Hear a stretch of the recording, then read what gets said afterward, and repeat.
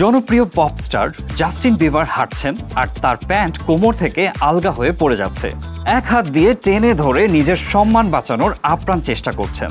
ক্যামেরার সামনে জাস্টিনের এই এমন বেহাল দশা যেন নিয়মিত ধরা পড়ছে। এমনকি আম্বানি পরিবারের বিয়েতেও জাস্টিনের প্যান্ট খুলে পড়া নিয়ে হয়েছিল নানান ট্রল। এত টাকা পয়সার মালিক হয়েও জাস্টিনের এই গরিবী হাল কেন? অর্থ কষ্টে পাগল হয়ে গেল নাকি ছেলেটা? আমরা সকলেই জানি কর ও ব্যক্তিগত খরচ মেটাতে জাস্টিনের $200 মিলিয়ন সম্পত্তি বিক্রি করতে হয়েছে। এখনও তার $31 মিলিয়ন মতো দেনা রয়েছে।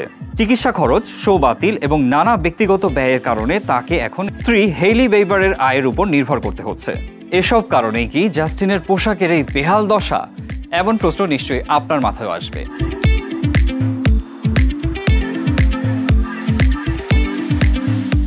কিন্তু জাস্টিনের এই প্যান্ট পরার স্বভাব তো এখনকার নয়।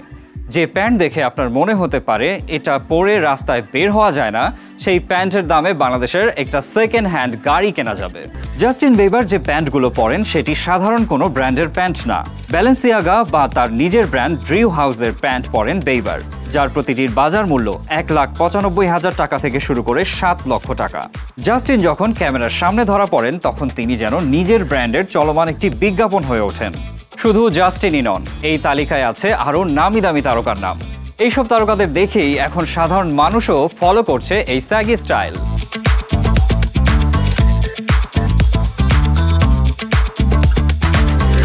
এই প্যান্ট পরার ধরনগুলো স্বভাবতই হাস্যকর হলেও এখন পুরো পৃথিবীতে একটি ট্রেন্ডে পরিণত হয়েছে, যেখানে বক্সার বা শর্টসকে প্যান্টের চেয়েও বেশি প্রাধান্য দেওয়া হয়। তবে এই স্টাইলের পেছনের কিছু গল্প আছে। আমেরিকার বহুল প্রচলিত এই স্টাইলকে বলা হয় স্যাগিং।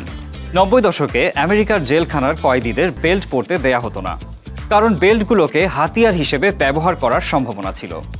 মূলত বন্দীদের আত্মহত্যার প্রবণতা বেড়ে যাওয়ার কারণেই তাদেরকে ঢোলা প্যান্ট বা ট্রাউজার দেয়া হতো। পরবর্তীতে জেল থেকে বের হয়ে কয়েদিরা আর তাদের আগের অভ্যাস পরিবর্তন করতো না। স্বাভাবিক জীবনের সাথে সাথে তারা তাদের ট্রাউজার খুলে পড়ার স্টাইলটি ধরে রাখতেন, যা একসময় হিপ হপ ড্রেস করে পরিণত হয়। হিপ হপ বা র্যাপ গানের সঙ্গীত শিল্পীরা এই স্টাইলটিকে ফলো করে পরিচয় করিয়ে দেয় বিশ্বমঞ্চে। একটা সময় এই স্যাগি প্যান্টের সংস্কৃতির বিরোধিতাও করেছিল আমেরিকান অধিবাসীরা। একটি আইন পাশের দাবিও জানিয়েছিলেন তারা। তবে প্রেসিডেন্ট বারাক ওবামা 2008 সালে এই ধরনের আইন বাস্তবায়নকে সময়ের অপচয় বলে অভিহিত করেছিলেন। 2010-এর পর থেকে জাস্টিন বিবার ঝুলে পড়া প্যান্ট জনপ্রিয় করে তুলেছিলেন, যা দুর্ভাগ্যবশত ট্রেন্ড ফলোয়ারদের মধ্যে ব্যাপকভাবে ছড়িয়ে পড়ে, যার রেশ ইউরোপ থেকে এশিয়া পর্যন্ত চলমান আছে। ওয়েট, কখন যেন সাউথ এশিয়াতে, এরপর বাংলাদেশেও চলে আসে।